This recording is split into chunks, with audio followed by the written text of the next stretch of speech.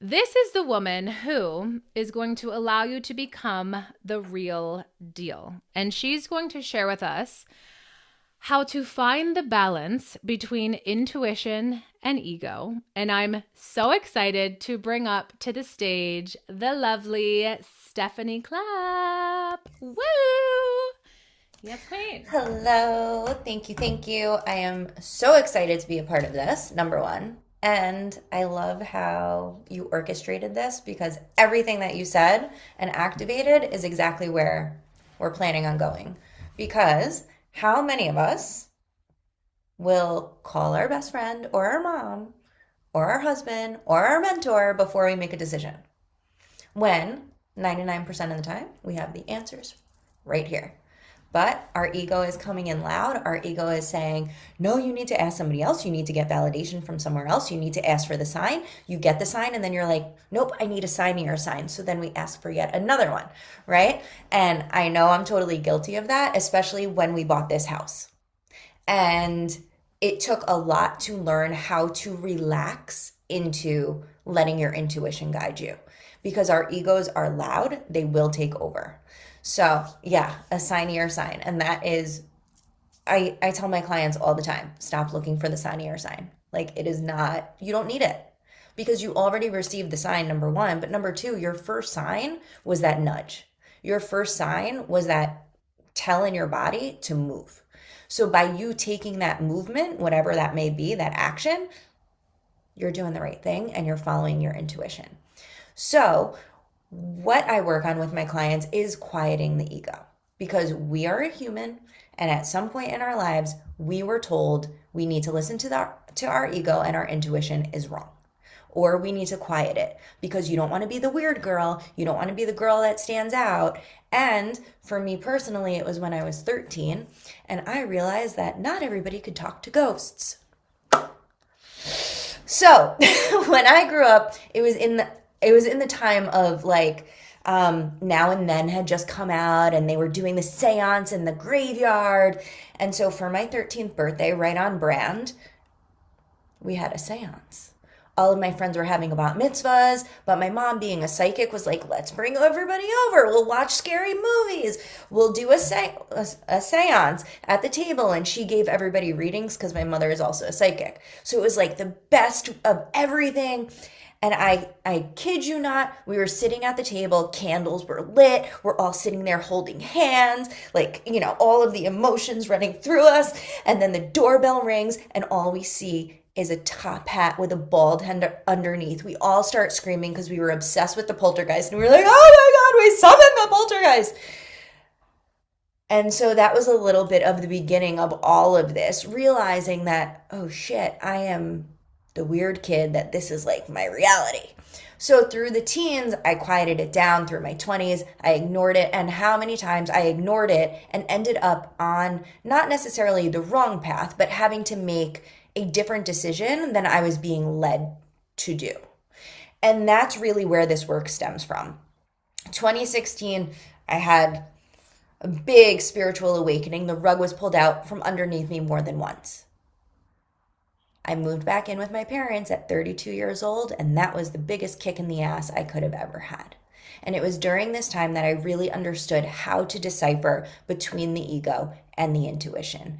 And prayer was a big part of this. And I don't care if you call it prayer. I don't care if you call it manifestation. I really don't give a shit as long as you're doing something that's outside of yourself to really anchor it in. And that's what we're going to be doing today because everybody always says ego is loud, intuition is soft. Okay, but what does that mean? What does that actually mean? What does that feel like in your body? So it comes with understanding how your intuition comes through, number one. So I have a few activities that are super fast that most of you in here are super intuitive, but we can practice anyway because it's always fun to practice. So I want you to close your eyes if you're willing and just place hands on the body somewhere. And I want you to take a deep breath in through the nose, out through the mouth, really just grounding yourself in this moment. And I want you to ask yourself a question you know the answer to is yes. So for instance, I would ask myself, is your name Stephanie? And I want you to notice where you feel that yes in your body. Just pay attention to where it hits. There's no right or wrong. You might have to ask it a few times. That's totally okay. And I want you to take another deep breath in. Exhale it out. And now I want you to ask a question that you know the answer is definitely no. Like, do you live in Antarctica? And notice where that one hits the body.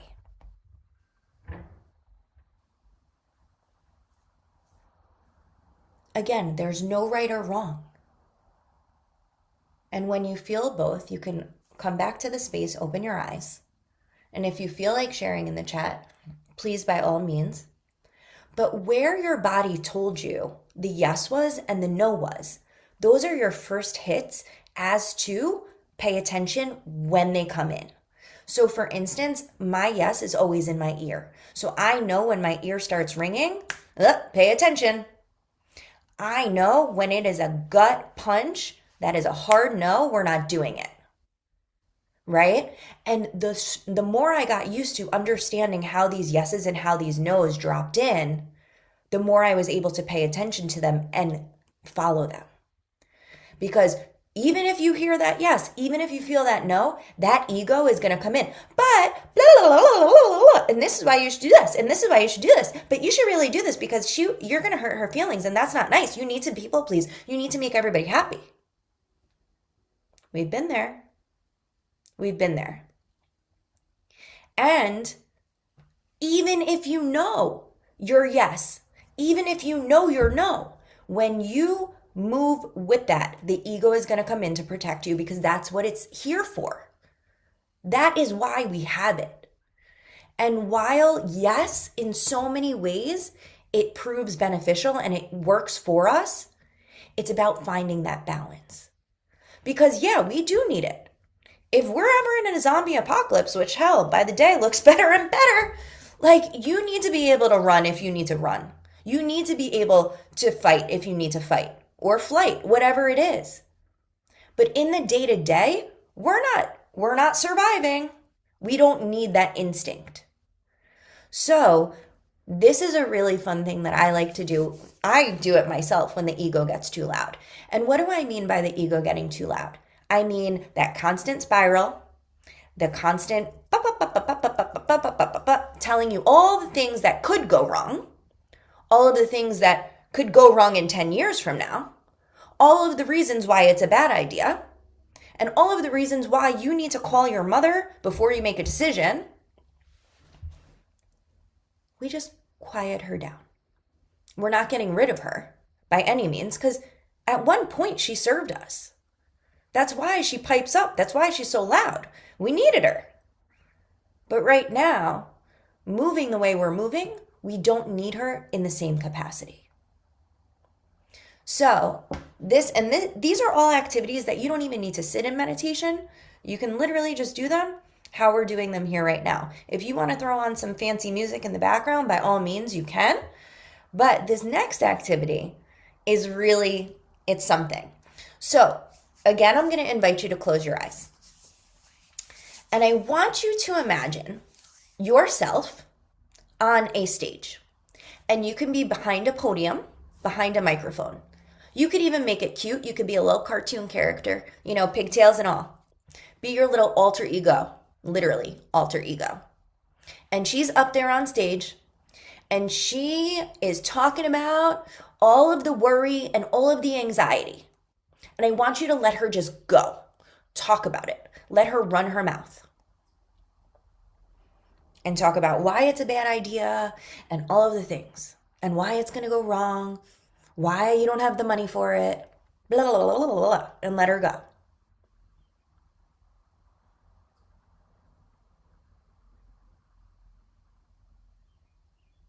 And now, deep inhale. And on the exhale, I want you to begin to quiet her. Allowing her to just quiet. It might take a few minutes, and that's okay. And she's going to try and fight back. She's a chatty Cathy. She doesn't want to be quiet. But it's your job to just have her be quiet.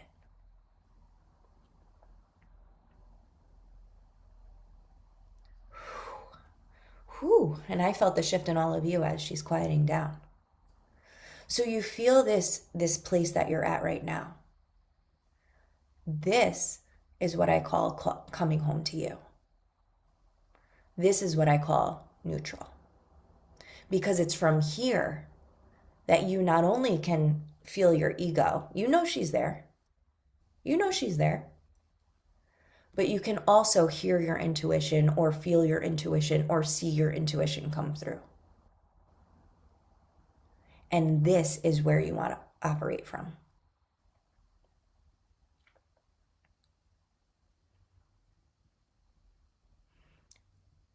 Deep breath in. Deep breath out. Lock in this neutral space.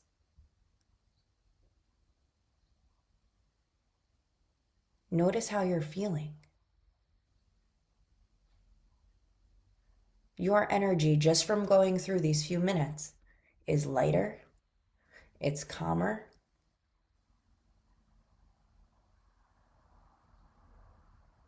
This is where we play. This is where we manifest from. This is where we take big, bold decisions from. And I am pretty sure nobody needs to call their mom and ask her what we need to do. So I invite you back into this space. I would invite you to put in the chat how you're feeling now. Now that we're at this. Because this is the difference. And operating from this space is what makes you the real deal. This is where we move from. Because you are not going to give a shit what anybody has to say about you now. And this is how we move forward.